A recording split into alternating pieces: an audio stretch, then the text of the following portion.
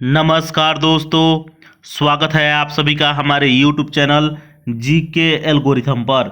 Friends, अगर आप लोग बीपीएससी एग्ज़ाम की तैयारी कर रहे हैं और आगामी बीपीएससी एग्ज़ाम को देने वाले हैं तो यह वीडियो बिल्कुल आपके लिए है।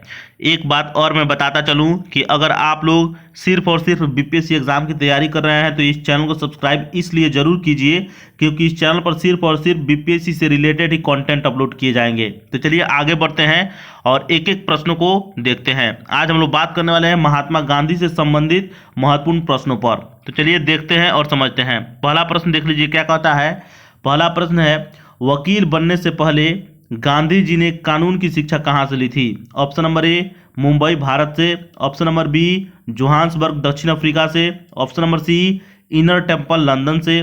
Option number D, Cape Town दक्षिण अफ्रीका से। इसका आंसर अगर आप लोग जानते हैं तो कमेंट बॉक्स में जरूर लिखिएगा, नहीं जानते हैं तो जान लीजिए इसका आंसर होगा friends option number C, Inner Temple London से। यहीं से कानून की शिक्षा महात्मा गांधी ने वकील बनने से पहले ली थी। चलिए आगे की तरफ बढ़ते हैं।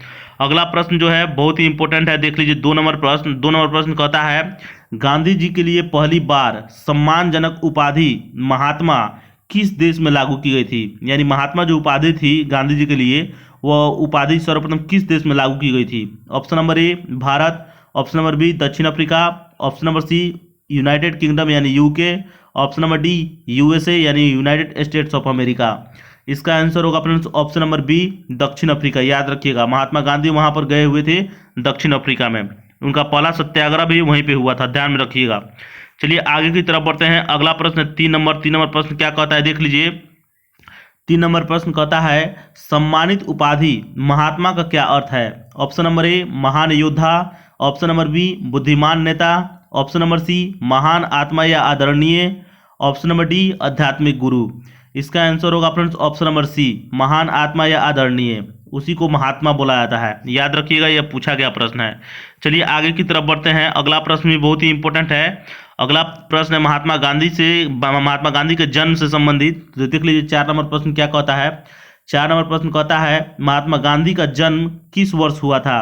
तो ऑप्शन नंबर ए, 1857 ईस्वी में। ऑप्शन नंबर बी, 1869 ईस्वी में। ऑप्शन नंबर सी, 1874 ईस्वी में। ऑप्शन नंबर डी, 1900 ईस्वी में। इसका आंसर जो होगा फ्रेंड्स ऑप्शन नंबर बी, 1869। ध्यान में रखिएगा महात्मा गांधी का जन्म किस वर्ष हुआ था? तो 1869 में महात्मा गांधी का जन्म हुआ था। चलिए अगले प्रश्न की तरफ बढ़ते हैं। अगला प्रश्न भी बहुत ही इंपॉर्टेंट है। अगला प्रश्न है 5 नंबर, देख लीजिए 5 नंबर प्रश्न क्या कहता है। 5 नंबर प्रश्न कहता है, राजनीतिक नेता बनने से पहले महात्मा गांधी का पेशा क्या था? यानी पॉलिटिकल लीडर जब महात्मा गांधी नहीं बने थे उससे पहले उनका पेशा क्या था, वही पूछा जा रहा है। उनका प्रोफेशन क्या था? ऑप्शन नंबर ए, वकील का। ऑप्शन नंबर बी, डॉक्टर का। ऑप्शन नंबर सी, इंजीनियर का। ऑप्शन नंबर डी, शिक्षक का। तो जान लीजिए इसका आंसर होगा फ्रेंड्स ऑप्शन नंबर ए, वकील का। वे वकील हुआ करते थे महात्मा गांधी नेता बनने से पहले, यानी राजनीतिक नेता सब बनने से पहले वे वकालत किया करते थे। चलिए अगले प्रश्न की तरफ बढ़ते हैं। अगला प्रश्न भी बहुत ही इंपॉर्टेंट है। अगला प्रश्न 6 नंबर प्रश्न क्या कहता है, देख लीजिए। 6 नंबर प्रश्न कहता है, महात्मा गांधी के आत्मकथा का शीर्षक क्या था? ऑप्शन नंबर ए, मेरी राजनीतिक यात्रा। ऑप्शन नंबर बी, स्वतंत्रता के लिए मेरा संघर्ष। ऑप्शन नंबर सी, मेरे जीवन की कहानी। ऑप्शन नंबर डी, सत्य के साथ मेरे प्रयोगों की कहानी। इसका आंसर जो होगा फ्रेंड्स ऑप्शन नंबर डी, सत्य के साथ मेरे प्रयोगों की कहानी। यही महात्मा गांधी के जो बायोग्राफी है उसी का शीर्षक है, ध्यान में रखिएगा। तो ये याद रखिएगा, सत्य के साथ मेरे प्रयोगों की कहानी किनका शीर्षक है? तो महात्मा गांधी के आत्मकथा का। चलिए अगले प्रश्न की तरफ बढ़ते हैं। अगला प्रश्न भी बहुत ही इंपॉर्टेंट है। अगला प्रश्न 7 नंबर प्रश्न कहता है, 1921 ईस्वी में गांधी जी ने किसका नेतृत्व संभाला? ऑप्शन नंबर ए, भारतीय संसद का। ऑप्शन नंबर बी, भारतीय राष्ट्रीय कांग्रेस का। ऑप्शन नंबर सी, भारतीय कम्युनिस्ट पार्टी का। ऑप्शन नंबर डी, भारतीय सिविल सेवा का। इसका आंसर जो होगा फ्रेंड्स वह होगा ऑप्शन नंबर बी, भारतीय राष्ट्रीय कांग्रेस का। ध्यान में रखिएगा 1921 ईस्वी में महात्मा गांधी ने नेतृत्व संभाला था भारतीय राष्ट्रीय कांग्रेस का। याद रखिएगा, बहुत ही इंपॉर्टेंट प्रश्न है। चलिए अगले प्रश्न की तरफ बढ़ते हैं। अगला प्रश्न है 8 नंबर प्रश्न क्या कहता है, देख लीजिए।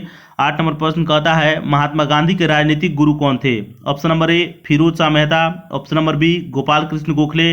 Option number C, Aurobindo Ghosh. Option number D, Motilal Nehru. इसका आंसर जो होगा friends option number B, Gopal Krishna Gokhale. ध्यान रखिएगा गोपाल कृष्ण गोखले ही महात्मा गांधी के राजनीतिक गुरु थे। याद रखिएगा, मोस्ट इंपोर्टेंट प्रश्न। चलिए आगे की तरफ बढ़ते हैं। अगला प्रश्न भी बहुत ही इंपॉर्टेंट है, देख लीजिए। 9 नंबर प्रश्न क्या कहता है? 9 नंबर प्रश्न कहता है महात्मा गांधी का पूरा नाम क्या था? Option number A Mohanlal Karamchand Gandhi, option number B Mohandas Karam Singh Gandhi, option number C Mohandas Karamchand Gandhi, option number D Madan Das Karamchand Gandhi.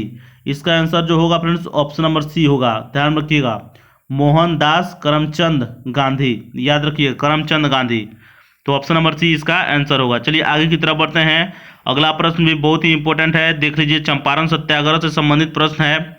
10 number प्रश्न कहता है चंपारण सत्याग्रह क्यों हुआ था? ऑप्शन नंबर ए नमक उत्पादन के कारण, ऑप्शन नंबर बी कपास की खेती के कारण, ऑप्शन नंबर सी चाय की खेती के कारण, ऑप्शन नंबर डी नील की खेती के कारण।